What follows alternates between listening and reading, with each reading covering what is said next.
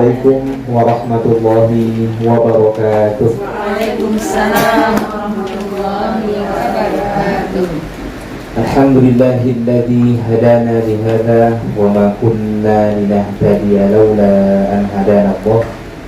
Asyhadu an la ilaha illallah wahdahu la syarika lah wa asyhadu anna Muhammadan abduhu wa rasuluh. Subhanaka la ilma lana illa ma 'allamtana innaka antal alimul hakim. Allahumma faqihna fid din wa 'allimna ta'wil. Ma'asyiral ikhwah rahimani wa rahimakumullah. Senantiasa bersyukur kepada Allah Subhanahu wa taala dan memuji Allah Subhanahu wa taala dengan mengucapkan kalimat hamdalah alhamdulillahirabbil alamin. Kemudian salawat dan salam kepada Rasulullah sallallahu alaihi wasallam. Allahumma shalli ala Muhammad wa ala ali Muhammad. Mudah-mudahan kita selaku umatnya Nabi dengan mengikuti sunnah-sunnahnya Rasulullah, kita berhak mendapatkan syafaatnya di yaumil mahsyar kelak. Amin ya rabbal alamin. Baik, hari ini kita lanjutkan materi kita, yakni surah At-Takatsur pada ayat terakhir ya, ayat ke-8.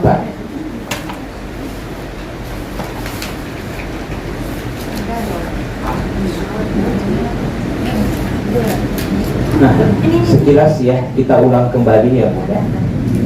Di mana pada ayat 1 sampai 7 Allah Subhanahu wa taala memperingatkan kita semua, jika kita mengaku hamba yang beriman, maka informasi tentang azab Allah, informasi tentang hari kebangkitan itu sudah cukup membuat kita takut kepada Allah Subhanahu wa taala. Cukup membuat kita berhenti dari kelalaian. Kemudian juga Allah Subhanahu wa taala mengingatkan kepada kita di antara sebab-sebab yang menjadikan manusia itu lupa dengan Allah, lupa dengan hari kebangkitan, lupa dengan hari kiamat, apabila dia memiliki sifat at-takasur. Ya, sifat at-takasur itu adalah sifat yang dimana misi kehidupannya hanya sebatas berlomba-lomba dalam memperbanyak harta, sibuk dengan dunia, maka itu menjadi sebab seseorang melupakan hari kebangkitan. Nah, pada ayat 8 ini Allah Subhanahu wa taala kembali mengingatkan kita, menyadarkan kepada kita semua dengan firman-Nya, "Summalatus alunna yauma idzin 'anil na'im."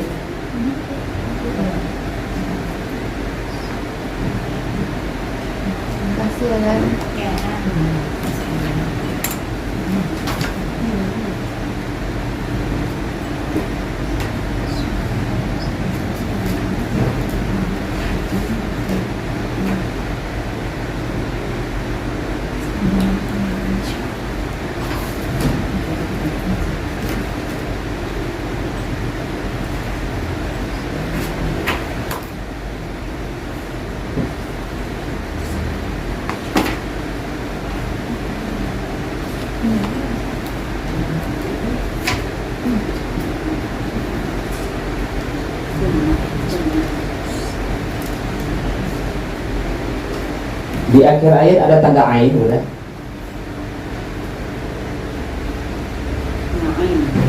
Ada ain kecil? Ada. Apa maksud ain? Sampai temat. Ada tanda kecil seperti ini.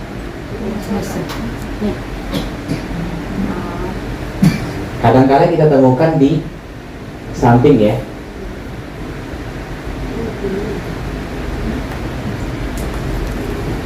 Misal di sini. Ayo. Satu tema. Satu tema. Sebelum kita sampai ya, ayat ini singkatan dari, ada yang tahu?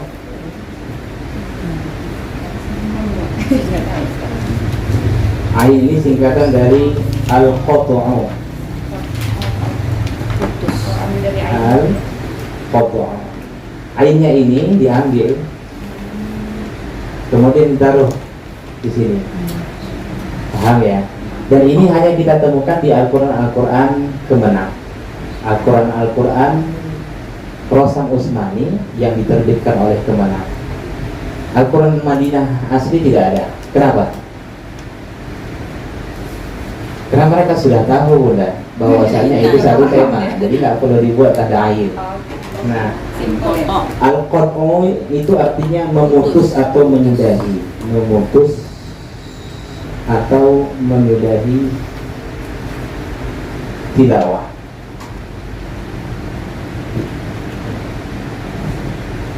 Jadi Bunda kalau baca Quran,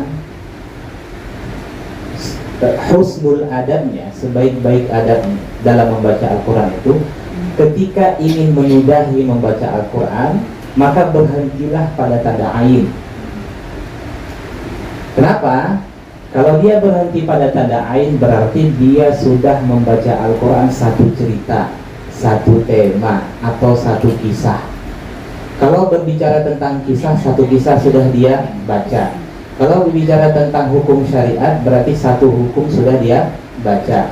Kalau berbicara tentang tauhid, maka cerita tentang tauhid satu tema telah dia baca.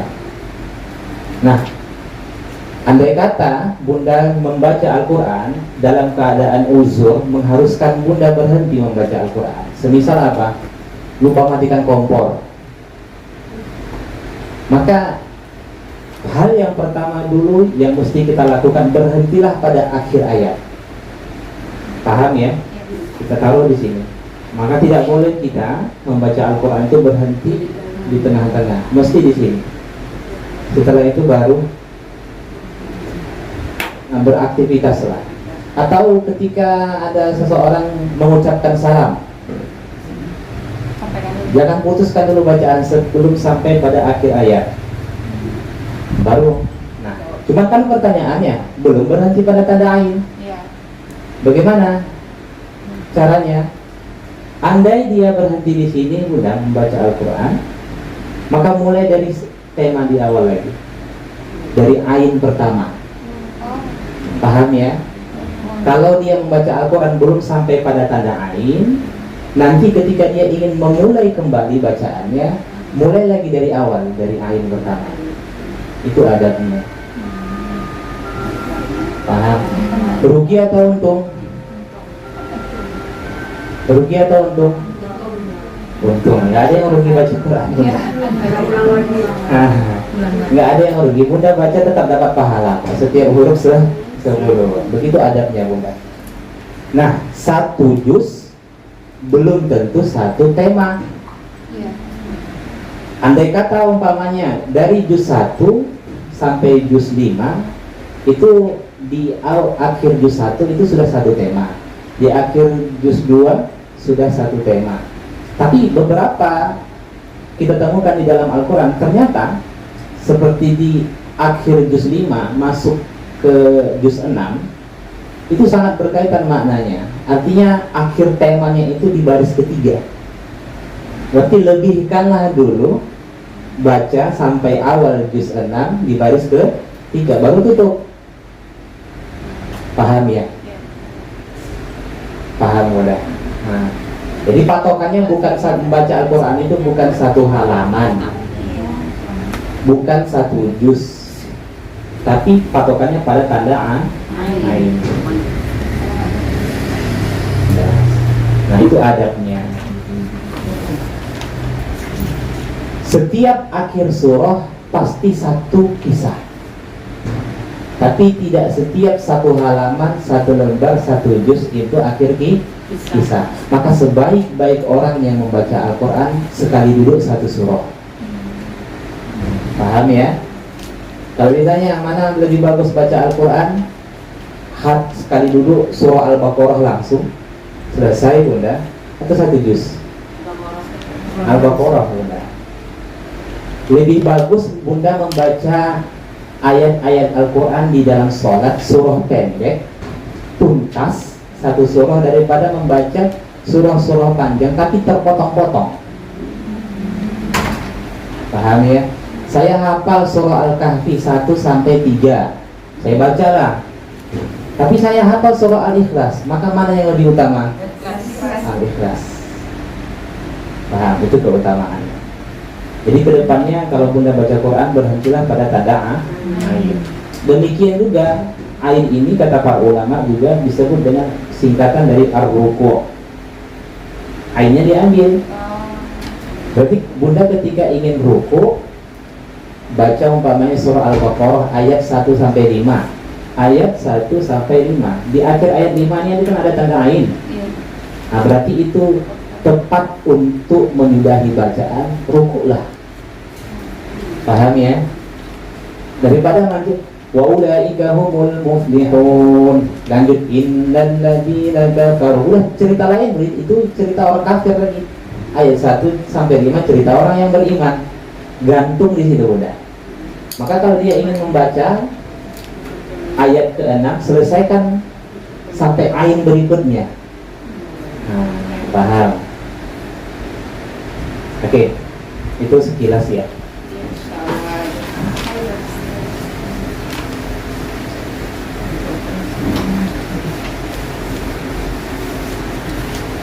Sering lihat itu Bunda dalam Al-Quran? Sering. Tahu sebelumnya? Tahu. Kenapa nggak cari tahu?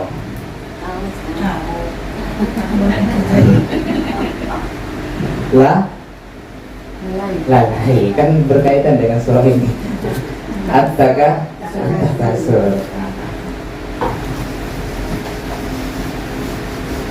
Baik, kita lanjutkan. Apa Bunda?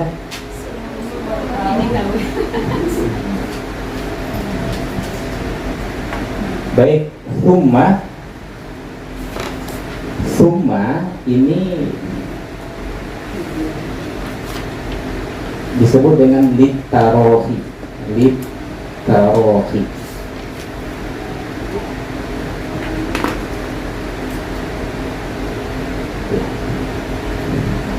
Litarohi itu jarak satu kondisi, keadaan atau masa dengan kondisi berikutnya cukup jauh. Oke, kita kenal dengan apa terjemahnya? Kemudian. Tapi kalau ditanya apa maksud kemudian, bingung. Nah, kemudian itu jarak satu kondisi, keadaan, masa dengan kondisi berikutnya cukup jauh. Kadangkala kita juga mendapati kemudian itu diksi atau huruf yang dipakai oleh Allah Subhanahu wa Ta'ala dengan fa. Nah, fa ya kan? Fa apa? Bukan. Jadi fa di sini bisa maknanya maka, tapi fa di sini kalau maka di sini makna fa lit ta'kid.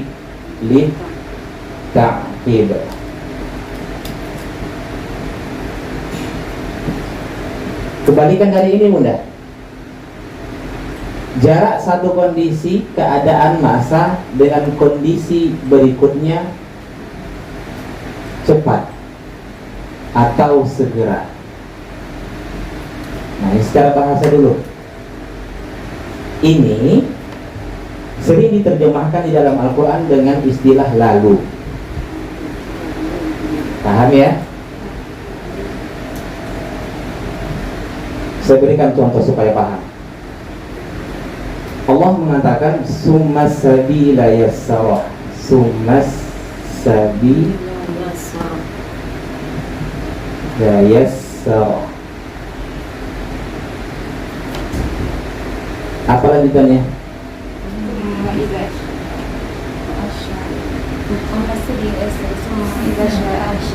Summa amatahu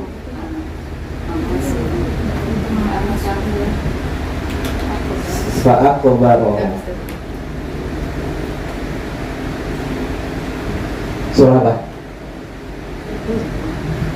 Surah Abasa. Yang surah surah Abasa. Perhatikan. Kemudian kata Allah, kemudian jalannya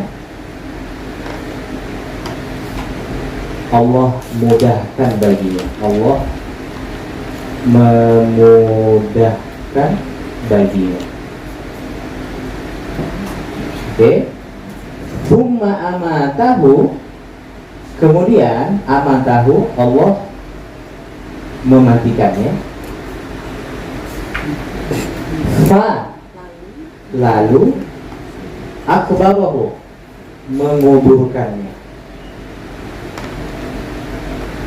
Oke, kita lihat. Maksud di sini ayat ini, ketika janin itu sudah sempurna di dalam rahim ibunya, Allah keluarkan janin itu dari rahim ibunya dengan mudah.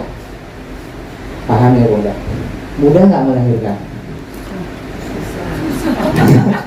Tapi Allah katakan summa sabila yassara. Kami mudahkan jalan baginya. Mana yang mudah? Mudah atau sulit mudah? Kata Allah mudah. Buktinya ada anaknya serusin. Buktinya nggak ada yang nggak keluar. Iya kan? Itu maksudnya, jelas ya. Nah, setelah dia hidup dalam kurun waktu yang telah Allah tentukan, kemudian Allah mematikannya. Berarti sejak dia lahir sampai mati itu butuh waktu yang lama. Itu maksudnya, paham? Itu summa. Jelas ya. Tapi ketika Allah mengatakan fa'akhbarahu, lalu menguburkannya, berarti setelah dia mati sampai dikuburkan itu waktunya cepat. Itu maksudnya, paham ya? Siapa yang menguburkan kita? Orang hidup. Allah. Tapi kata Allah di sini Allah. Siapa yang menguburkan kita, Bunda? Allah. Itu jawabannya. Banyak orang tua yang mewasiatkan anaknya, nanti kalau aku mati, tolong nanti kau nak yang menguburkan aku. Betapa banyak anak yang tidak bisa ikut serta menguburkan orang tuanya. Menunjukkan apa? Siapa yang menguburkan? Allah. Bisa saja Allah takdirkan anak itu sakit sehingga dia tidak ikut pelaksanaan fardu kifayah orang tuanya. Bisa saja Allah takdirkan anak itu dengan orang tuanya hidup yang berjauhan sampai kemarin itu berhari-hari, mengharuskan orang tuanya disegerakan untuk dimakamkan, iya kan? Menunjukkan bahwasanya bahkan tatkala kita dikuburkan pun itu Allah, benar. Ini melatih rububiyah kita, bahwasanya apa saja yang kita terima dalam hidup ini itu karena kehendak Allah Subhanahu wa taala. Jadi maksud summa di sini seakan-akan Allah mengatakan begini, Bunda. Setelah Allah mengingatkan bahwasanya orang-orang yang hidup at-takasur itu, Allah telah ingatkan bahwasanya sifat at-takasur itu sungguh sangat melalaikan kalian. Kemudian setelah itu terus Allah ingatkan tentang hari kebangkitan seperti yang telah kita jelaskan pekan sebelumnya. Kemudian dia mati. Setelah itu dia dibangkitkan. Setelah itu apakah hanya sebatas dibangkitkan? Ternyata tidak. Jadi summa nanti, sederhananya seperti itu, paham ya? Summa itu artinya nanti, lama Bunda. Oke. Summa, kemudian latus alunna. La di sini huruf taukid ya.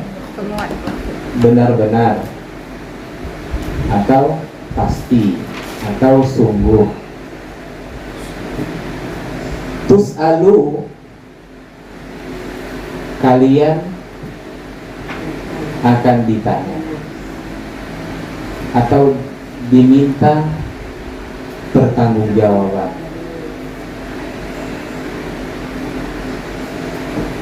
Nunnya ini juga disebut dengan nun taukid.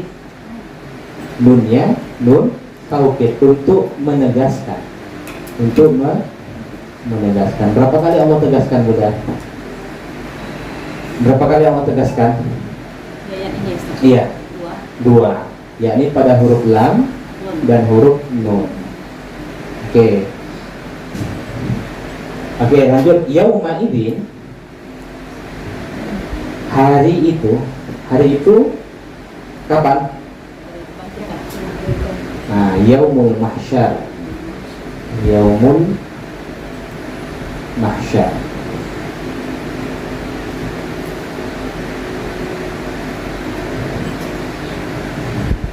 Jadi yaumul mahsyar itu cepat atau lama, Bunda? Cepat atau lama? Dari mana tahunya? Summa. Sudah paham ya? Jadi kalau Bunda ketemu summa, alhamdulillah dapat ilmunya. Fa dapat, walaupun cuma itu aja dulu gitu. Oke. Yaum mahsyar apa artinya?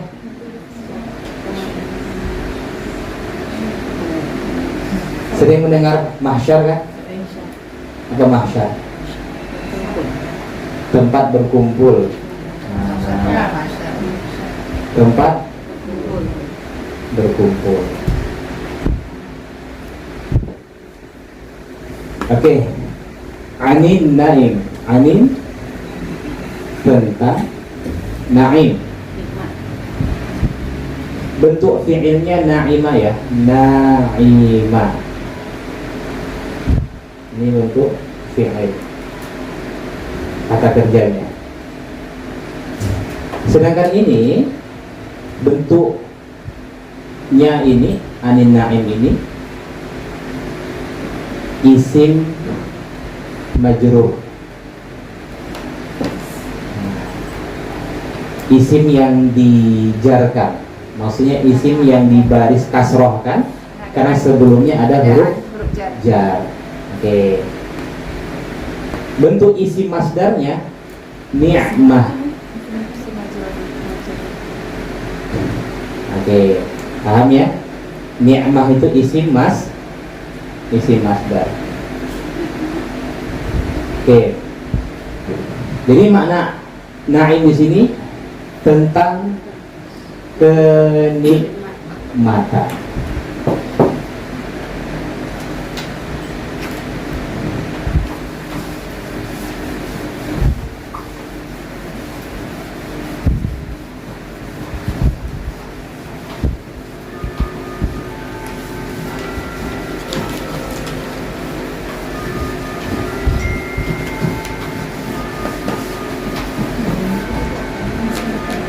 Nah, kita lanjutkan. Karena di sini tidak disebutkan secara khusus, berarti menunjukkan keumuman. Paham ya, Bunda? Saya ulang kembali. Karena di sini tidak disebutkan nikmatnya secara khusus, ini kaedahnya dalam Al-Qur'an. Kalau tidak disebutkan secara khusus, berarti menunjukkan kaedah keumuman. Berarti nanti di akhirat, pertama yang kita tarik pelajarannya, pengajarannya, bahwa seluruh nikmat yang dimiliki atau dirasakan oleh manusia pasti akan ditanya dan dimintai pertanggungjawabannya.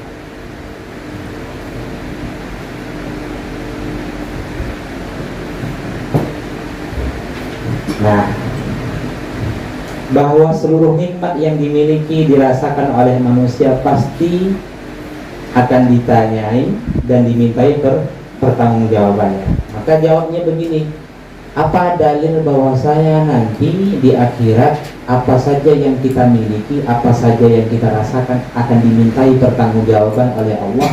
Maka jawabnya adalah surah At-Takatsur ayat ke-8. Paham? Nah, apa saja yang kita rasakan, kita miliki, Bunda? Mulai dari yang terbesar sampai yang terkecil. mulai dari yang terbesar sampai yang terkecil.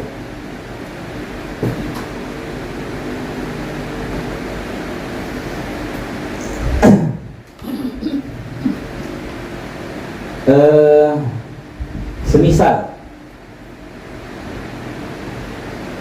nikmat sehat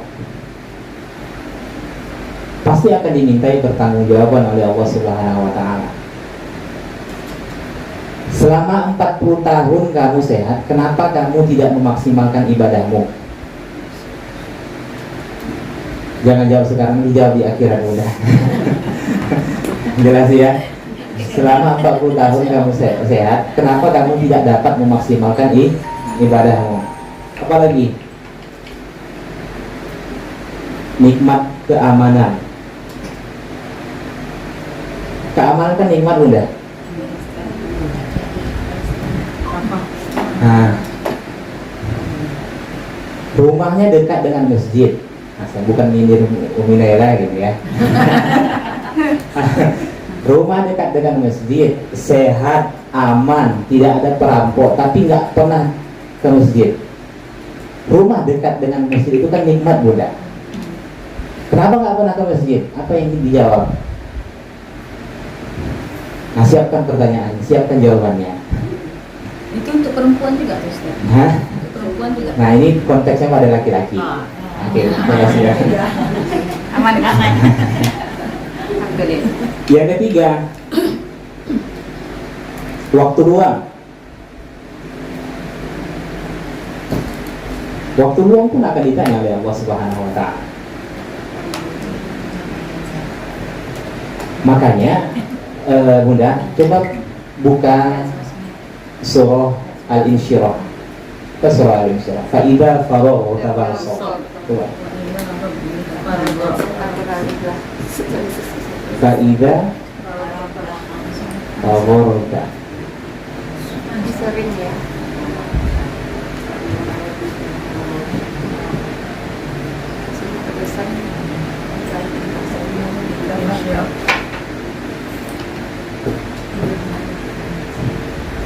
Apa maksudnya? Wahai Muhammad, apabila engkau telah selesai dengan satu urusan, Tetaplah bekerja urusan. maka bersungguh-sungguhlah dengan urusan yang lain. Berarti Allah memerintahkan Nabi dan kita semua jangan sampai ada waktu kita itu yang kosong tanpa ibadah, Bunda. Harusnya apa? Apabila engkau telah selesai dengan satu urusan, maka beristirahatlah. Harusnya kan gitu. Jelas ya. Tapi ini Allah katakan, apabila engkau telah selesai dengan satu urusan, maka kerjakanlah urusan yang lain. Maksudnya begini, bila engkau telah selesai melaksanakan sholat fardu dengan sungguh-sungguh, maka bersungguh-sungguhlah melaksanakan sholat sunnah. Bila engkau telah selesai melaksanakan sholat sunnah dengan sungguh-sungguh, maka bersungguh-sungguhlah dalam berzikir. Bila engkau telah selesai melaksanakan zikir dengan sungguh-sungguh, maka berdoalah dengan sungguh-sungguh. Bila engkau telah berdoa dengan sungguh-sungguh, maka jemputlah rezeki Allah itu dengan sungguh-sungguh. Pahami? Menjemput rezeki Allah itu juga bagian dari ibadah. Berarti Allah tidak mau Nabi dan kita semua guna. Jangan ada sampai waktu-waktu kita itu yang kosong tanpa ibadah. Karena itu pasti akan dimintai pertanggungjawaban oleh Allah Subhanahu wa taala. Ya, hari ini kita melihat ada orang selesai sholat fardu malah sholat sunnah, ya kan? Selesai sholat sunnah malah tilawah. Nah, yang tahunya selesai sholat tidur, selesai tidur, megang handphone. Nah, jangan sampai bunda. Bukan berarti tidak boleh, tapi siapkan semuanya. Allah ingin mengingatkan kepada kita, apa saja yang kita terima dalam hidup ini, tolong hati-hati kalian menggunakannya. Karena nanti di akhirat semua itu pasti akan ditanya dan dimintai pertanggungjawabannya. Jelas. Sebagaimana engkau Muhammad sungguh-sungguh dalam urusan duniamu, Maka seperti itu juga engkau harus sungguh-sungguh dalam beribadah kepadaku. Itu juga bagian dari makna faidah faragh fansab. Jelas? Nah, berapa banyak waktu kita yang kosong tanpa ibadah? Jawab sendiri-sendiri. Oke? Apa lagi?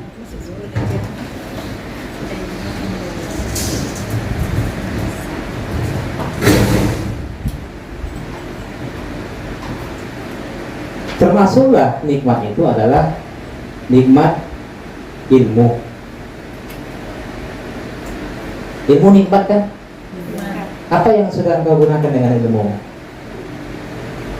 Itu juga akan dimintai pertanggungjawaban oleh Allah Subhanahu wa Ta'ala. Jangan sampai kita punya ilmu ini hanya sebatas bagaimana agar diri kita soleh, tapi kita tidak peduli dengan orang lain. Kita tidak peduli dengan pasangan kita tidak peduli dengan anak-anak kita. Itu semua akan dimintai pertanggungjawaban oleh Allah Subhanahu wa Ta'ala. Apalagi nikmat keturunan, pasangan, harta, kendaraan. Ini kan semua nikmat, Bunda. Apa yang sudah engkau lakukan terhadap keturunanmu? Apa yang sudah engkau lakukan terhadap pasanganmu? Apa yang sudah engkau lakukan terhadap hartamu? Apa yang engkau lakukan terhadap kendaraanmu? Siapkan jawabannya. Ya Allah, kendaraan yang saya beli untuk pergi menghadiri majelis ilmu, untuk sholat, untuk bantu orang lain, bukan untuk main, ya Allah. Jadi kalau ada orang beli kendaraan tahunya main saja, hati-hati. Jelas? Semuanya kan nikmat, Bunda.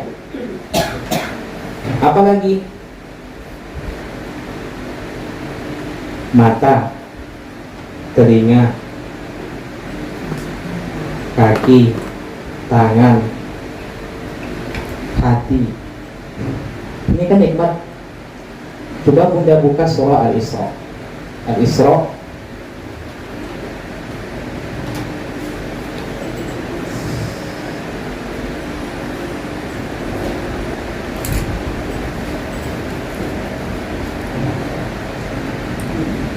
ayat 36.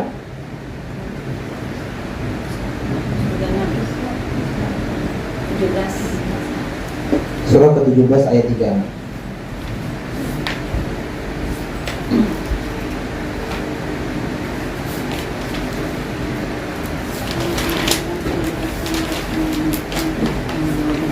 Dapat?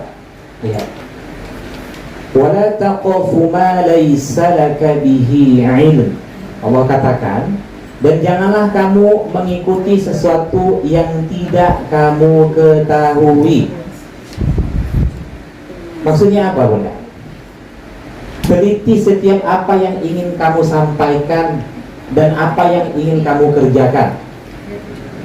Cek kebenaran dulu sebelum kamu menyampaikan sesuatu atau sebelum kamu melakukan sesuatu. Berarti Allah melarang kita menyampaikan sesuatu atau melakukan sesuatu sesuai dengan prasangka atau dugaan. Kita harus tahu dulu mana yang haram, mana yang halal, mana yang syubhat. Kita harus tahu jelas baru kita lakukan. Jelas ya. Hati-hati orang-orang yang kirim broadcast di WhatsApp kemudian langsung teruskan, padahal tidak dia cek dulu ini sebenarnya hadisnya hadis sahih atau hadis palsu. Banyak kita temukan, Bunda, apalagi berbicara tentang keutamaan nisfu Sa'ban, ya kan, banyak tuh berseliweran di mana-mana, ya kan. Hati-hati, kita tidak boleh meneruskan sebelum kita tahu kebenarannya. Baik apa yang kita sampaikan, termasuk juga apa yang kita kerjakan. Kenapa? Maka Allah jawab pada lafaz setelahnya. Lihat di sini. Innas sam'a wal basar wal fuad kullu ulaika kana anhu ulah. Sesungguhnya pendengaran, penglihatan dan hati semua itu akan dimintai pertanggungjawaban udah. Berarti hati juga diminta pertanggungjawaban udah. Maka siap hati-hati, jangan sampai hati kita ini begitu mudahnya suuzon kepada seseorang. Karena itu juga akan dimintai pertanggungjawaban. Ini menjadi dalil bahwasanya mata, telinga, kaki, tangan sampai hati pun akan ditanya oleh Allah Subhanahu wa taala. Termasuk juga lah pakaian. Apalagi makanan, minuman. Ini kan nikmat semua kan? Juga akan dimintai pertanggungjawaban oleh Allah Subhanahu wa taala. Imam Hasan Al-Basri beliau menyampaikan begini mudah. Di antara kebiasaan para sahabat, mereka itu makan 2 kali dalam sehari, yakni makan siang dan makan malam. Dan pun begitu, mereka makan di 2 waktu itu sangat berhati-hati. Mereka sebelum tahu dulu jelas-jelas halal baru mereka makan bunda. Apa pengajaran bagi kita? Kita makan 3 kali sehari bunda. Ditambah lagi ngambil sana ngambil sini. Ya Allah, betapa banyak yang harus kita pertanggungjawabkan nanti di akhirat ya. Sahabat sampai seperti itu, mereka makan 2 kali sehari. Kenapa? Khawatir terlalu banyak yang harus mereka pertanggungjawabkan nanti di akhirat. Umar bin Khattab ketika dia bertanya kepada Rasulullah SAW, wahai Rasulullah, kita ini sudah menyedekahkan dinar kita sudah sedekahkan dirham kita, demikian juga dengan harta-harta yang lain. Apakah ada yang nanti yang harus kita pertanggungjawabkan di akhirat? Apa yang Rasulullah jawab?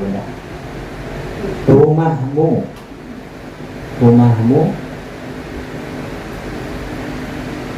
yang kedua pepohonan, tempat kamu berteduh, yang ketiga air putih. Juga akan ditanya oleh Allah Subhanahu wa ta'ala. Sampai air putih yang kita minum pun bunda, itu dimintai pertanggungjawabannya. Kita bernaung di bawah pohon tatkala panas, itu kan nikmat. Apa yang kamu lakukan di bawah pohon itu? Mengucapkan syukur kah? Atau mengeluh kah panas sekali? Itu akan diminta pertanggungjawaban. Apalagi di rumah kita ada AC, ada kasur yang empuk, semuanya lah. Banyak yang harus kita bertanggungjawabkan. Sampai air putih pun kata Nabi akan dimintai pertanggungjawaban. Jelas.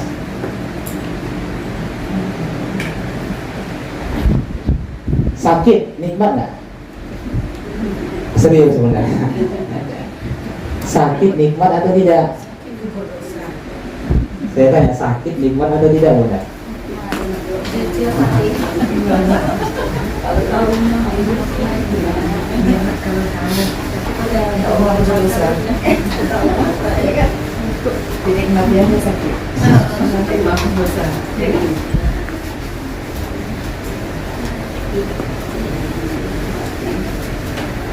Sakit nikmat atau bukan?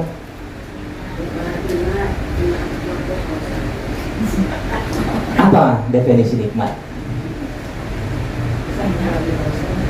Definisi nikmat apa? Jangan-jangan dari tadi kita menyampaikan nikmat nggak tahu arti nikmat gitu. Hah?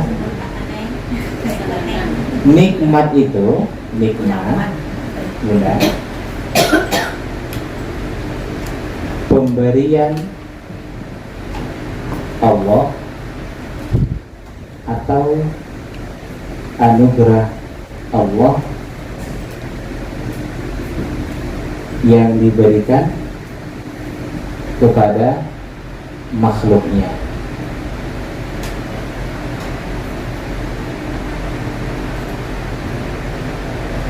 Pemberian Allah atau anugerah Allah yang diberikan kepada makhluknya. Nah, Alat untuk menikmati itu apa? Segala apa yang kita terima dalam hidup ini, Bunda, kita rasakan itu kan nikmat. Alat untuk menikmati itu ada dua. Pertama, ada iman, ada nafsu.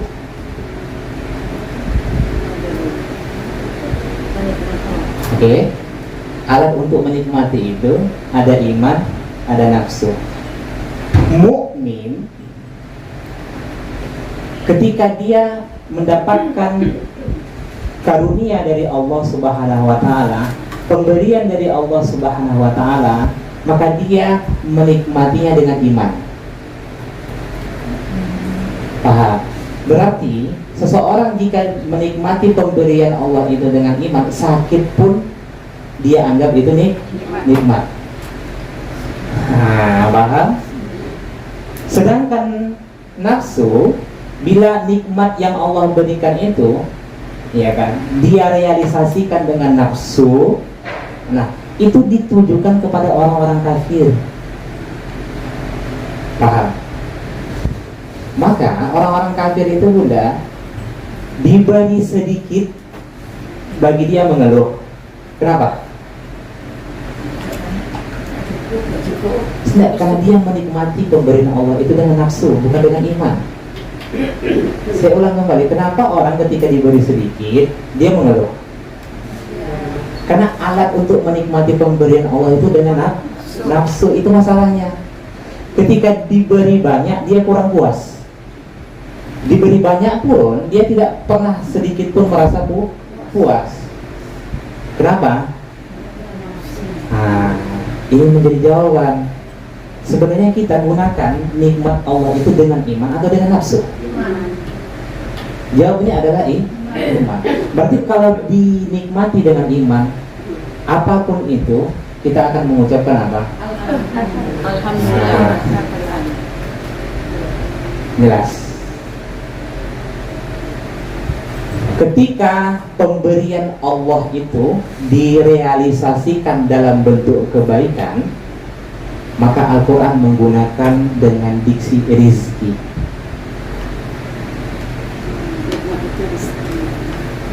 Paham?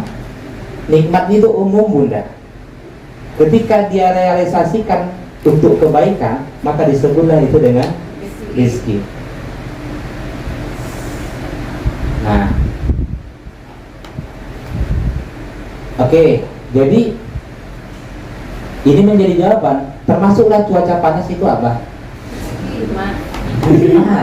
Nikmat. Kapan seseorang menganggap itu nikmat?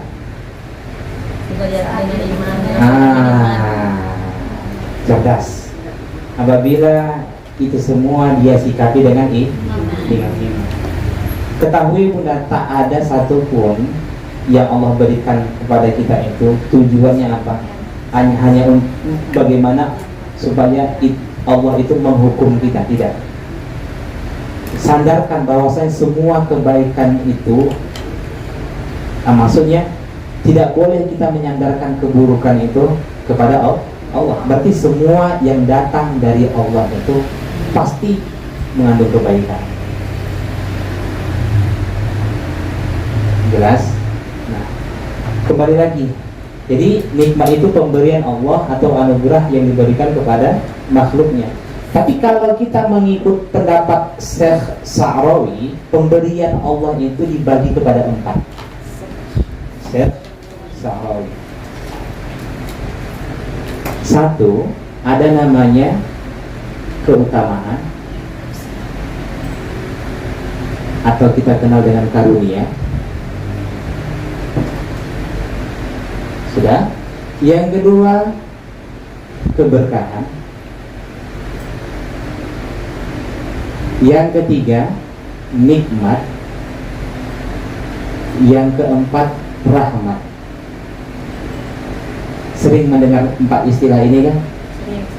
Nah, pemberian Allah itu ada 4 model, ada 4 macam. Yang pertama, keutamaan atau karunia. Yang kedua, keberkahan. Yang ketiga, nikmat. Yang keempat, rahmat. Di mana perbedaannya? Kalau rahmat ini Bunda, ini mencakup seluruh makhluknya, seluruh makhluk. Air putih dikasih kepada orang yang beriman, termasuk juga air putih dikasih kepada orang-orang kafir. Kendaraan dikasih kepada orang yang beriman, kendaraan juga dikasih kepada orang-orang kafir. Rumah dikasih kepada orang yang beriman, dikasih juga kepada orang-orang kafir. Itu apa namanya? Paling rendah. Paham ya? Sedangkan nikmat, kata Syekh Sa'rawi, ini bukan saya ya Bunda, saya hanya melanjutkan saja. Nikmat itu adalah khusus diberikan kepada orang-orang yang beriman.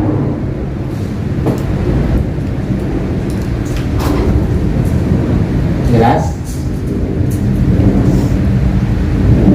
Tapi belum tentu yang diberikan kepada orang yang beriman itu mendatangkan keberkahan. Paham ya? Belum tentu yang Allah berikan itu mendatangkan keberkahan. Kapan dia mendatangkan keberkahan? Apabila nikmat itu dia realisasikan dalam kebaikan. Nah, sedangkan keberkahan itu sudah pasti mendatangkan kebaikan. Air putih, saya berikan misal Bunda, air putih ini kan nikmat. Kapan ini bisa menjadi berkah? Ini kan nikmat nih. Kapan ini bisa menjadi berkah?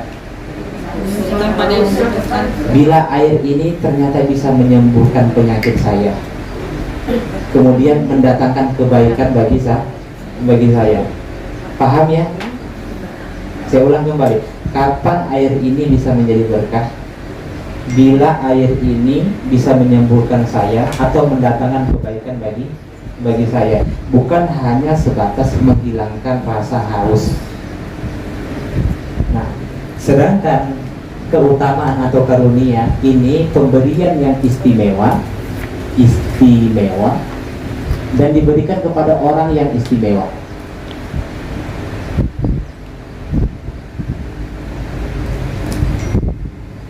Ketika Nabi Sulaiman meminta kepada Allah agar dipindahkan kerajaan Ratu Balqis, setelah dipindahkan apa doa Nabi Sulaiman?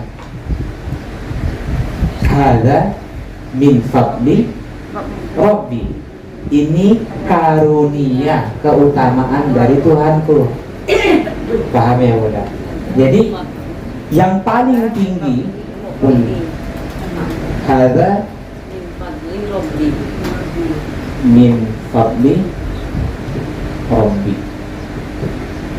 Nah, berarti pemberian Allah yang paling tinggi itu apa? Karunia. Ini yang kita kenal dengan apa? Al-Fadlu. Al-Fadlu. Ini keberkahan, barokah, ini nikmah, ini rahmat. Oke. Jadi pemberian Allah itu ada 4 model: keutamaan atau karunia, yang kedua keberkahan. Seseorang yang telah mendapatkan ini Bunda, sudah pasti yang ketiga yang di bawah dapat. Paham? Saya ulang kembali. Seseorang yang diberikan oleh Allah Subhanahu wa taala berupa nikmatnya yang al-fadlu ini, keutamaan, sudah pasti itu mendatangkan keberkahan, sudah pasti itu nikmat, dan sudah pasti itu rahmat. Tapi orang yang diberikan rahmatnya Allah belum tentu itu mendatangkan keberkahan. Iya kan? Banyak nikmat-nikmat yang kita terima dalam hidup ini, ternyata itu tak sedikit pun mendatangkan kebaikan. Jelas. Jadi bagaimana agar mendatangkan kebaikan? Pada intinya Allah ingin mengingatkan kepada kita Bunda, bahwa apa saja nikmat yang kita terima dalam hidup ini mesti kita gunakan di jalan yang Allah ridhoi. Nah, di jalan yang Allah ridhoi. Oke. Muncul pertanyaan. Sebenarnya Ustaz, bukankah Allah itu Maha tahu siapa yang bersyukur, siapa yang kufur? Tapi kenapa harus ditanya? Karena betul memang ada di benak kita kan ada seperti itu. Kan Allah tahu siapa sebenarnya orang yang bersyukur ketika di dunia, siapa orang-orang yang kufur, siapa yang menggunakan nikmat itu untuk ibadah, siapa yang menggunakan nikmat itu untuk membangkang aturan dan hukum Allah. Allah sebenarnya sudah tahu. Kenapa harus ditanya? Kenapa harus dimintai pertanggungjawaban oleh Allah nanti di akhirat? Kata para ulama, di antara lain hikmahnya, yang pertama, hikmahnya kenapa harus ditanya? Untuk menunjukkan keadilan Allah. Keadilan Allah.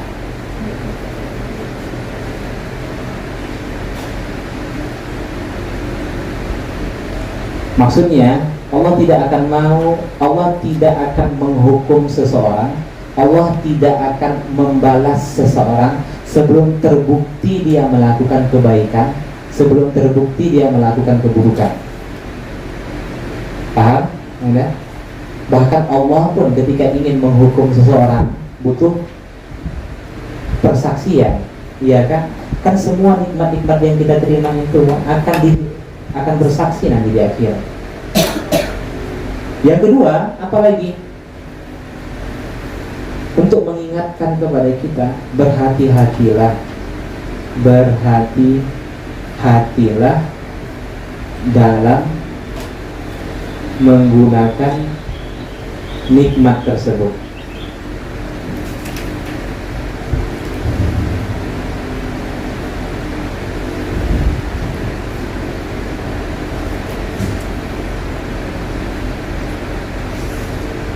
Baik, kita sering mendengar hadis, tidak akan tergelincir kaki seorang hamba pada hari kiamat sebelum ditanyai 4 perkara. Apa itu? Umurnya, dia habiskan ke mana? Yang kedua, masa muda. Yang ketiga, harta. Harta ini 2 mudah pertanyaannya.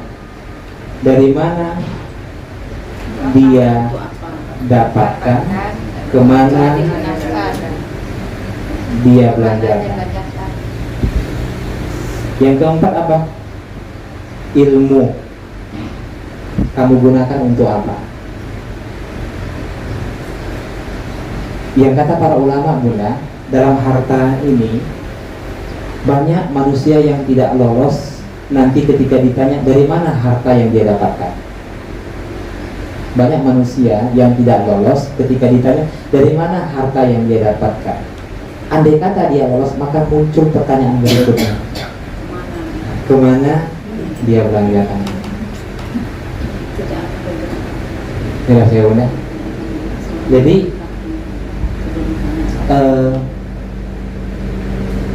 kemudian di sini masa muda, kenapa nggak ada masa tua? Karena semuanya Jangan dipahami begini, oh berarti orang masa muda saja yang ditanya, masa tua tidak. Masa muda kita akan ditanya oleh Allah, masa tua kita juga akan ditanya oleh Allah. Tapi di sini Nabi memuji orang-orang yang di masa mudanya dia istiqomah dalam menjalankan ketaatan. Yang tua ini kan beribadah, dia udah takut mati. Iya, betul. Jelas ya. Kan kita salut kalau bagi orang yang masih muda itu istiqomah dalam ketaatan. Kalau yang sudah berumur ini banyak, biasanya kenapa? Umumnya, tidak semua. Kenapa taat? Udah mau mati. Nggak lama lagi, nampaknya sekitar 5 tahun lebih kurang gitu kan. Nah, sudah gitu, sehingga apa? Dia sebenarnya beribadah bukan dilandasi rasa cinta lagi, tapi rasa takut. Berbeda orang pemuda itu ketika beribadah yang dominan itu adalah rasa cinta. Jelas ya bunda? Oke. Termasuk juga ilmu. Ini juga hadis. Nah, inilah yang dimaksudkan oleh Rasulullah SAW. Tidak akan tergelincir kaki seorang hamba pada hari kiamat sebelum ditanya apa? Umurnya dia habiskan kemana, masa mudanya, hartanya, demikian juga ilmunya. Subhanallah. Allah ingin mengingatkan kepada kita, hai kamu yang masih lalai semasa hidup di dunia, pasti kamu akan mati. Kamu akan dimasukkan ke dalam kubur, kamu akan dibangkitkan. Tapi ketahuilah, kamu bukan hanya sekadar dibangkitkan. Seakan-akan Allah mengatakan seperti itu. Summalatus alunna yauma idin anil na'im. Bukan hanya sebatas dibangkitkan, tapi kamu harus mempertanggungjawabkan semua apa saja yang kamu terima, apa yang kamu rasakan, apa yang kamu miliki ketika di dunia. Nah, yang ketiga di antara hikmahnya juga kenapa Allah mempertanyakan nikmat itu nanti di akhirat, untuk menyadarkan kepada kita bunda bahwasanya nikmat yang kita terima hanyalah titipan. Subhanallah.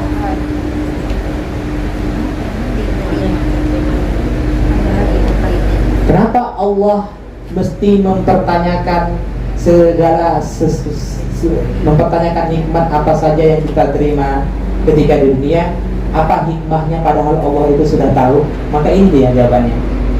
Untuk menunjukkan keadilan Allah, Allah tidak akan menghukum seseorang, Allah tidak akan membalas seseorang sebelum dia terbukti melakukan kesalahan. Yang kedua, untuk mengingatkan kepada kita agar berhati-hati dalam menggunakan nikmat tersebut. Pastikan nikmat yang kita gunakan itu di jalan yang Allah ridhoi. Yang ketiga apa? Untuk menyadarkan kepada kita bahwa ternyata apa saja yang kita miliki dalam hidup ini bukan milik kita, tapi milik Allah Subhanahu wa Ta'ala, atau dengan kata lain hanyalah titipan.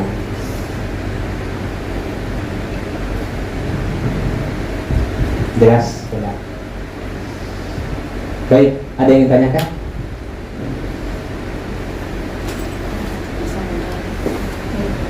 Tentang masa muda itu Ustaz. Nah. Kali masa muda itu kan memang nggak tahu tuh Ustaz, gimana tuh? Iya. Semuanya Masa muda maksudnya? kenyataan kerjanya kan Ustaz ini.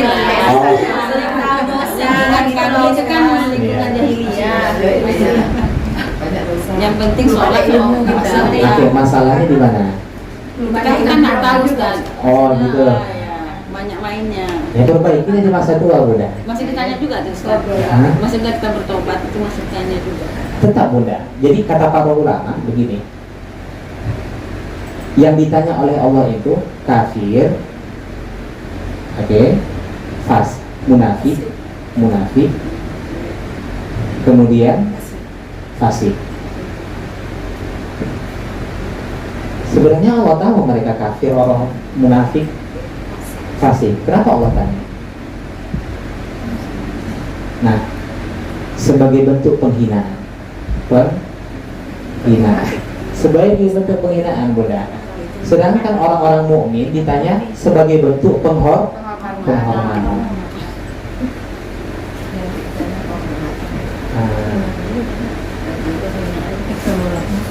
Paham ya bunda? Sebenarnya sama halnya seperti seorang anak. Contoh beginilah, ada kasus orang yang begitu kita benci, ya kan? Mohon maaf, contoh kasus anak yang setelah kita peringatkan anak tersebut, tapi tetap dia melakukan kesalahan, ya kan? Lantas kita tanya, bukankah keluar malam, pulang jam 1 malam itu tidak boleh. Itu sebenarnya pertanyaan itu apa? Hah? Kita bertanya sebenarnya itu apa? Sebenarnya bukan untuk apa, Bunda? Ya, tapi di sisi lain itu untuk menghinakan, Bunda. Paham ya? Kita kan bertanya untuk menghinakan, menunjukkan bahwasanya perbuatan kamu itu benar-benar salah. Nah, kan sudah saya ingatkan, setiap saat saya ingatkan kamu itu pulang jangan sampai larut toh lihat kamu jatuh ditabrak orang, kamu dibegal dan lain sebagainya. Jadi pertanyaan itu apa? Menunjukkan betapa bahwa dirinya itu salah. Nah, itu dalam bentuk penghinaan. Berbeda dengan orang mukmin. Sebenarnya Allah bertanya sebagai penghormatan. Yang kata para ulama, kalau sebenarnya kalau manusia, orang-orang mukmin itu yang bersyukur itu ditanya oleh Allah Subhanahu wa taala, itu dalam bentuk penghormatan, dan di sini hisabnya pasti ringan atau mudah. Paham ya? Karena ada pertanyaan itu dalam bentuk menghinakan, ada pertanyaan dalam bentuk penghormatan.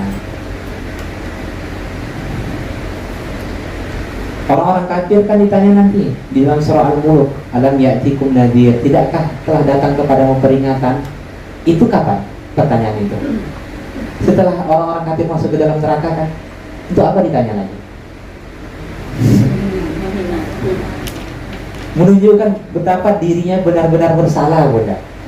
Sudah masuk ke dalam neraka, malaikat bertanya, bukankah telah datang kepadamu peringatan? Nah, itu untuk menunjukkan betapa hinanya. Jadi siksaan di neraka itu ada siksaan berupa mental, Bunda. Berupa mental. Maksudnya apa? Semakin jatuh mentalnya ketika dikatakan bahwasannya dia benar-benar bersalah. Andai katanya dia jawab, sudah datang peringatan. Iya kan, sudah datang peringatan. Itu apa sebenarnya jawaban itu? Kan tidak ada lagi urusan. Ini kan dalam bentuk penyesalan kan. Andai saya sudah datang peringatan kepada saya, ada tetangga-tetangga saya yang beriman, Nabi telah datang di tengah-tengah saya, tapi saya tetap memilih kafir. Jawaban itu apa? Untuk menghilangkan. Jelas. Paham? Jadi mukmin itu ditanya oleh Allah sebagai bentuk penghormatan. Nah, ada yang lain?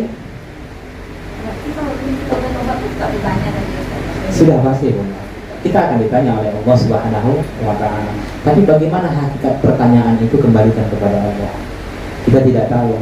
Apakah sama seperti saya bertanya kepada Bunda atau Bunda kepada Allah wa'alam? Laisa kamitslihi syai', ya. Tidak ada yang serupa dengan Allah Subhanahu wa ta'ala. Perbuatannya, namanya, sifatnya, zatnya, apapun itu tidak ada yang sama dengan makhluk. Kita ini punya kasih sayang, Allah juga seperti itu. Tapi jangan samakan sayang kita dengan sayangnya Allah. Allah katakan yadullah fawqa aydihim, Allah itu punya tangan. Tapi jangan katakan tangan kita sama dengan tangan Allah. Bagaimana? Itu kembalikan kepada Allah. Allah itu menghukum seseorang, jangan samakan bagaimana manusia menghukum dengan Allah menghukum. Jelas ya? Nah, itu semua kembalikan. Hakikatnya hanya Allah yang tahu. Yang penting kita, Allah ingin mengingatkan kepada kita bahwa apa saja yang kita terima dalam hidup ini pasti akan ditanya atau dimintai pertanggungjawabannya. Oleh karenanya maka berhati-hatilah, kita pastikan setiap apa yang kita terima itu kita gunakan untuk ibadah. Jelas ya, Bunda? Orang yang menggunakan nikmat itu untuk ibadah, itulah yang disebut dengan hamba yang bersyukur. Paham? Hamba yang bersyukur.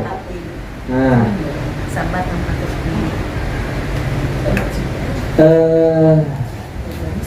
Termasuklah lisan kita kan Bunda, iya kan?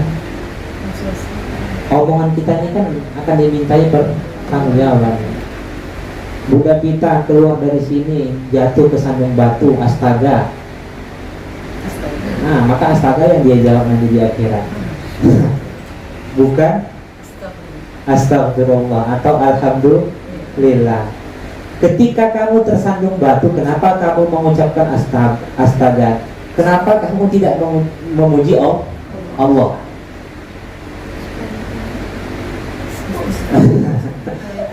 Kan kita sudah beriman Bunda, mulai dari yang terbesar sampai yang terkecil akan ditanya. Lisan kita ini kan nikmat nih, mulut kita ini kan nikmat.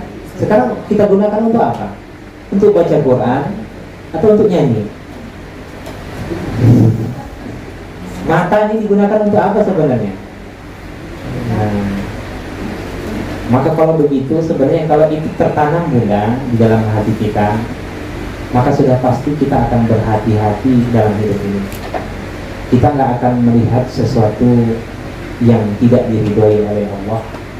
Kita tidak akan memegang sesuatu yang bila itu tidak diridhoi oleh Allah. Kita akan memakan sesuatu, harus kita tahu dulu ini jelas nggak halalnya. Tapi kalau ada orang begitu ada minuman langsung dia telan, ya, paham ya? Berarti dia sebenarnya tidak tertanam perasaan itu. Ini kan nikmatnya, karena akan dimintai pertanggungjawaban oleh Allah. Jelas. Oh, kalau begitu orang yang beriman itu subhat itu sudah seperti haram bagi dia. Paham ya?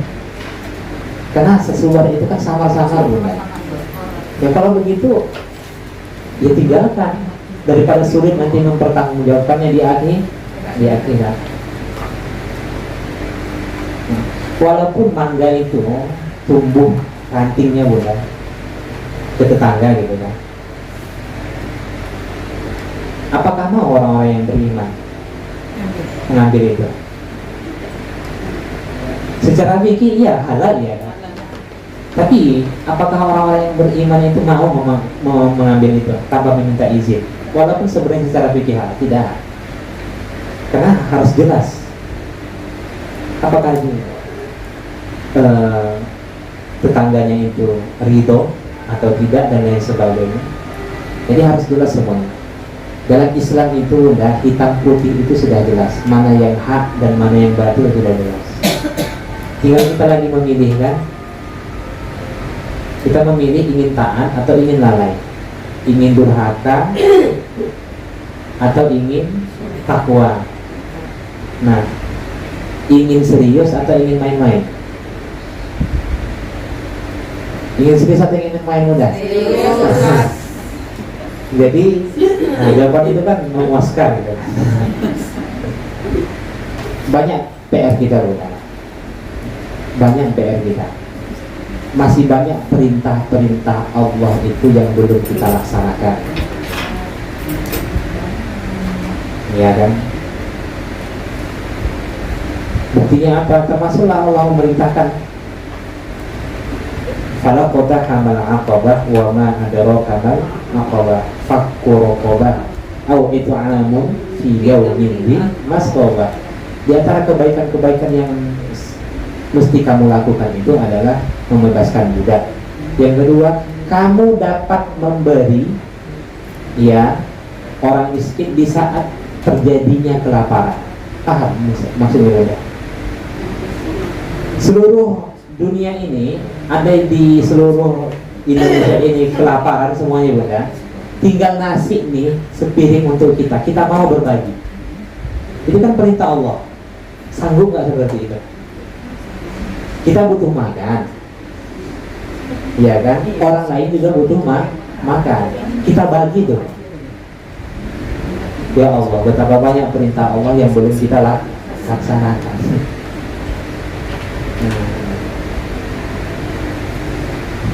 Ada yang tanyakan? Sebelum kita tutup, sengaja kita cukupkan satu ayat ini. Saya tidak lanjutkan pada surah Al-Qari'ah. Nanti Satu, nanti sulit nanti Umi Nailanya mengeditnya kan. Oh iya. Pokoknya satu surah gitu kan, surah Al-Qur'an gitu kan. Silakan Ibu. Bertanya bertema juga boleh. Di luar materi juga boleh Bunda.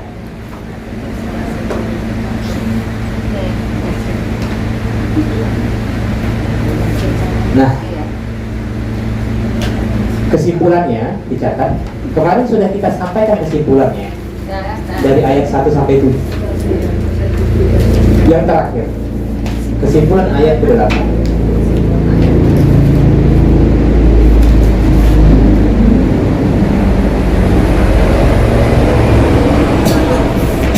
Setiap nikmat akan ditanya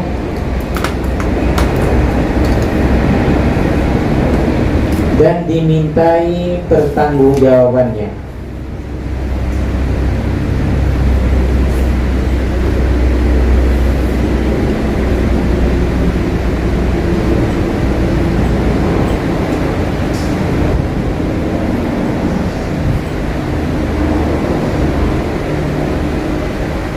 Oleh karenanya,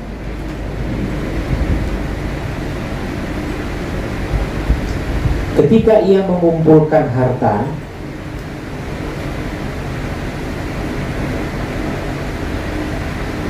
dan menyalurkannya,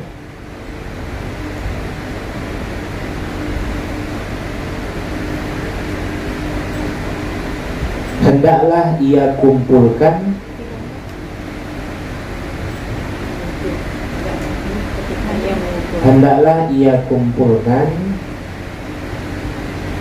dan ia salurkan di jalan kebaikan.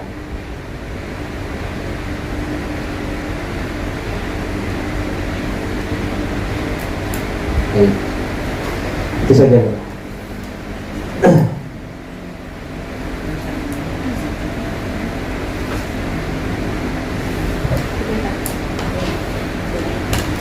Ada yang tanyakan?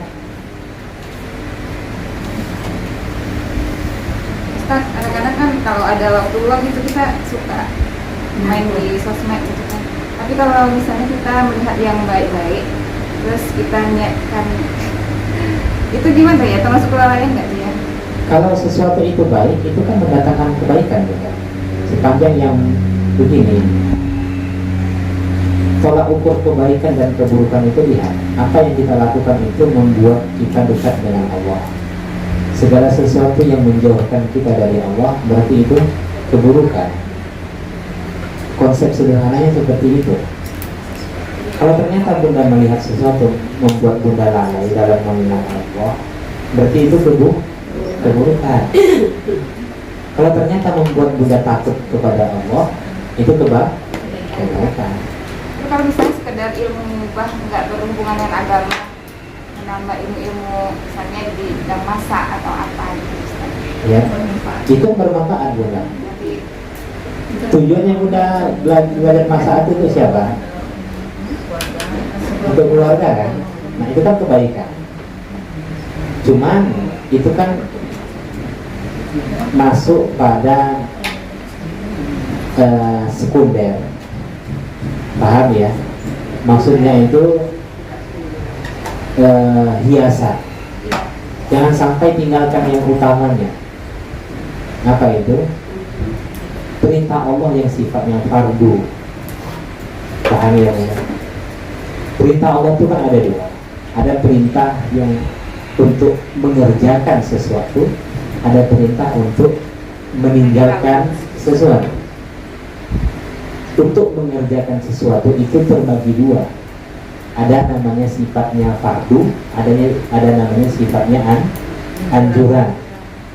Fardu itu apa? Ya, rukun Islam. Yang anjuran itu apa? Seperti bersedekah, tilawah, zikir, sholat sunnah, ya kan? Itu yang asas tuh. Adapun sifat untuk meninggalkan apa? Khomar, judi, ngomong buruk, fitnah, ghibah, semuanya lah. Orang yang dapat melakukan itu dia disebut dengan takwa. Berarti orang yang di satu sisi dia melakukan kebaikan, tapi di sisi lain dia bermaksiat, dia bukan disebut orang yang bertakwa. Ada orang yang sholat, tapi setelah dia sholat, dia membuka auratnya. Apakah hamba yang seperti itu bertakwa? Tidak. Nah, ada orang yang ngaji, setelah ngaji balik dia muntah. Apakah orang seperti itu takwa? Tidak. Jadi pastikan semua yang kita lakukan dalam hidup ini mendatangkan kebaikan. Bunda tiap pekan beli baju untuk apa sebenarnya? Nah pastikan sebenarnya untuk kebaikan. Bukan nggak boleh, bukan nggak boleh Bunda. Nah, sekarang nggak boleh. Tapi siapkan nanti, siapkan nanti jawabannya. Paham ya? Saya ya Allah beli baju tiap pekan supaya apa? Supaya nampak indah. Wa amma bi ni'mati rabbika, dan adapun terhadap nikmat Tuhanmu maka tampakkanlah. Maksudnya paham enggak? Nikmat Tuhan itu harus ditampakkan. Tampakkan bahwasanya Islam itu seperti ini loh, bajunya bersih, jangan yang dilihat kusutnya. Nggak bergosok, kotor, itu yang ditampakkan. Oh begitulah Islam itu. Nah, bukan begitu Bunda. Jadi menampakkan nikmat itu bagian dari bersyukur. Tidak semua menampakkan nikmat itu disebut riya. Paham ya? Islam itu seperti ini, hebat. Pakaiannya bersih, rumahnya bersih, jangan yang ditampakkan kotornya. Itu namanya bukan bersyukur. Paham ya? Nah, banyak orang terlalu mengkerdilkan, berarti segala sesuatu yang ditampakkan itu riya, bukan begitu. Allah beritakan kepada Nabi, wa amma bi ni'mati rabbika fahaddits.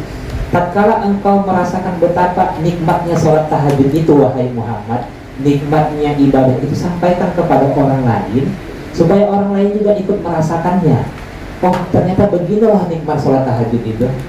Setelah saya memilih untuk hijrah, hidup saya tenang, sampaikan kepada orang lain hijrah. Sekalipun orang mengatakan riya, terserah, tidak apa-apa, karena itu perintah Allah. Setelah saya hijrah, Allah permudah hidup saya. Yang sulit itu cara pandang saya terhadap musibah itu pun berubah. Nah, berbeda dengan dulu. Sebelum hijrah, setiap musibah itu saya anggap seperti Allah menghukum saya. Ternyata tidak. Setiap musibah setelah saya hijrah, cara pandang saya terhadap ujian itu berbeda. Cara pandang saya terhadap orang-orang yang beriman itu berbeda. Cara pandang saya terhadap orang-orang yang belum taat itu berbeda, berubah. Ketika Allah mempersulit hidup saya dari segi finansial, saya mudah untuk untuk melewatinya. Itu semuanya kena hijrah saya. Sampaikan. Oh boleh ya Ustaz. Memang itu perintah mudah, bukan perkara boleh. Itu perintah. Silakan baca surah Ad-Duha itu dari awal sampai akhir. Coba lihat dari awal. Wadduha wal laili idza saja ma wadda'aka rabbuka wa ma qala. Kemudian apa? Wal akhiratu khairun. Itu kan semuanya berisi tentang anugerah Allah kepada Nabi. Kemudian ayat setelahnya apa?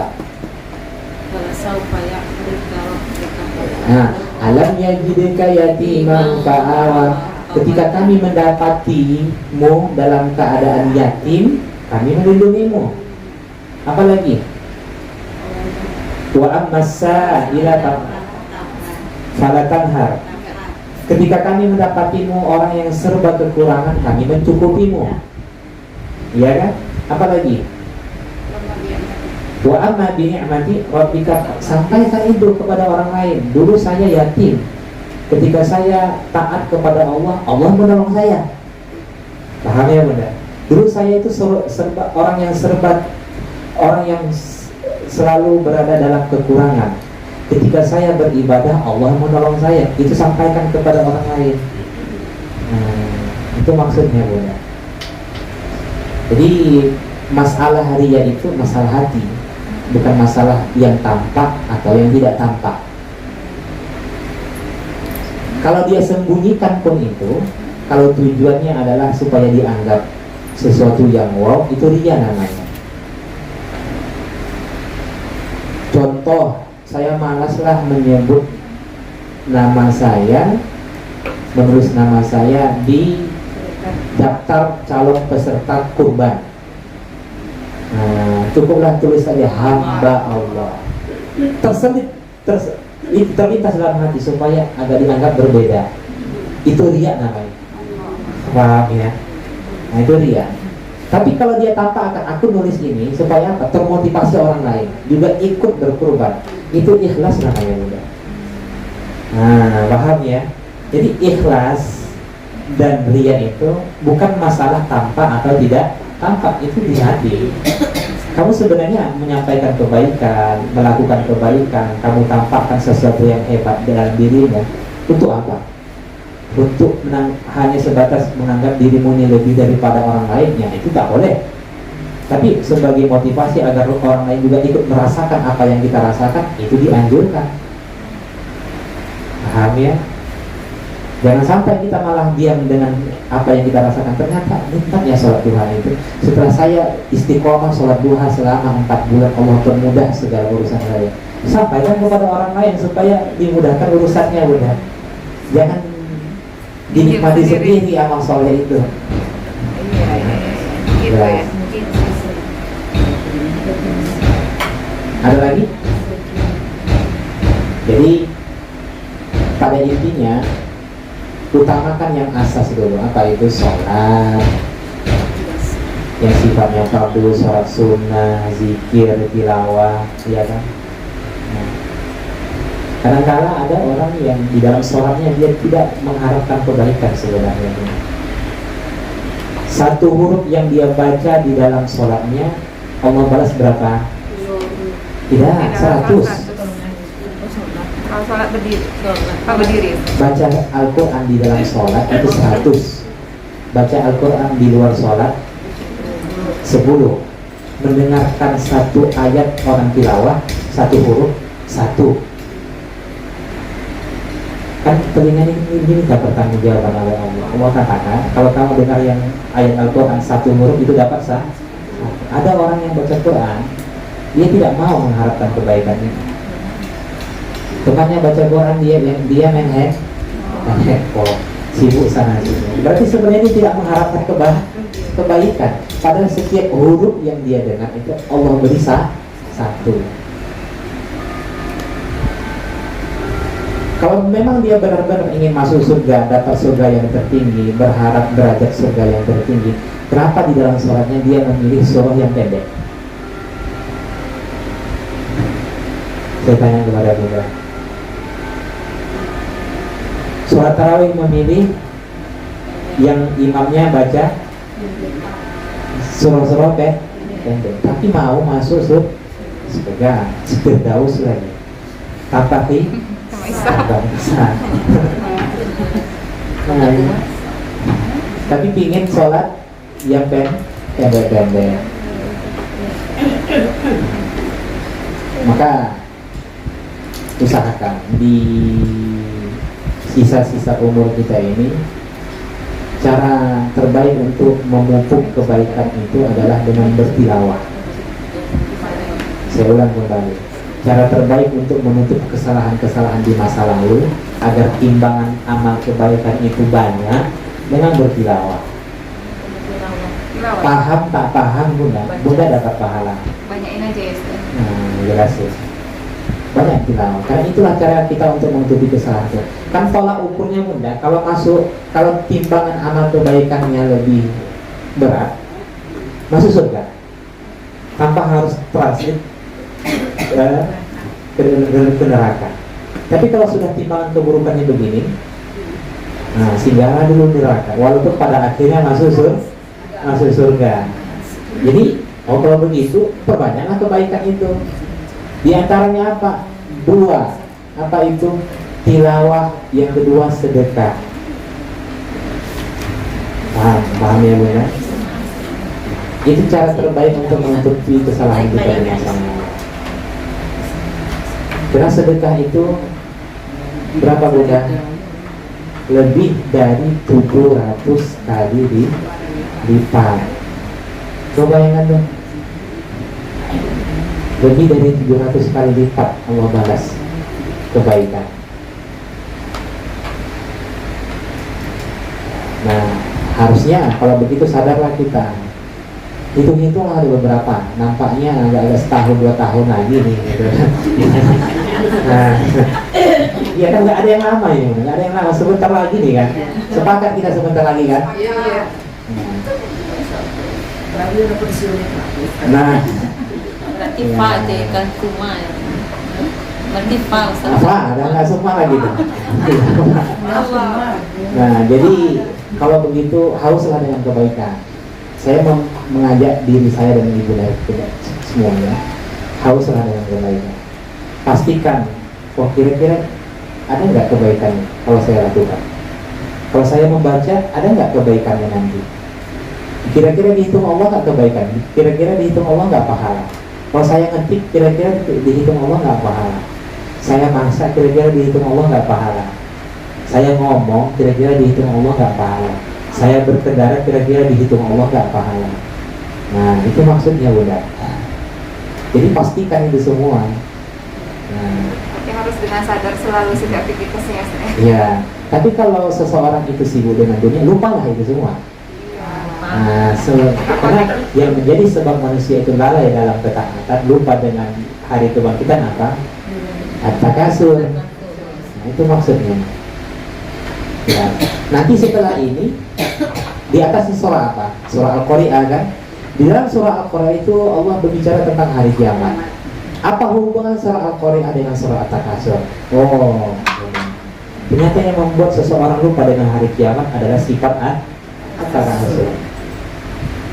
Al-Qari'ah, Mal-Qari'ah, sedemikian Allah menjelaskan tentang hari kiamat itu. Tiba-tiba masuk surah At-Takasur. Bermegah-megahan sungguh tak telah melalaikan kalian.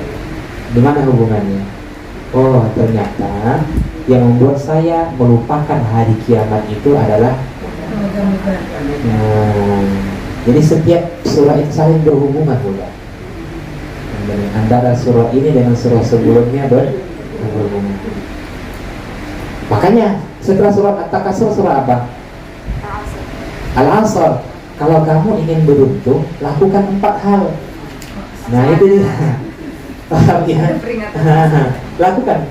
Berarti, ya Allah, kalau begitu, apa yang harus saya lakukan dalam hidup ini? Allah sebut dalam surah Al-Asr, lakukan 4 hal. Kamu beriman, kamu beramal saleh, kamu selalu menyampaikan nasihat kebaikan, kamu bersabar. Nah, itu dia. Jelas? Barakallahu fikum jami'an. Subhanakallahumma bihamdik, nasyhadu an la ilaha illa anta, nastaghfiruka wa natubu ilaik. Akhirul kalam, assalamualaikum warahmatullahi wabarakatuh.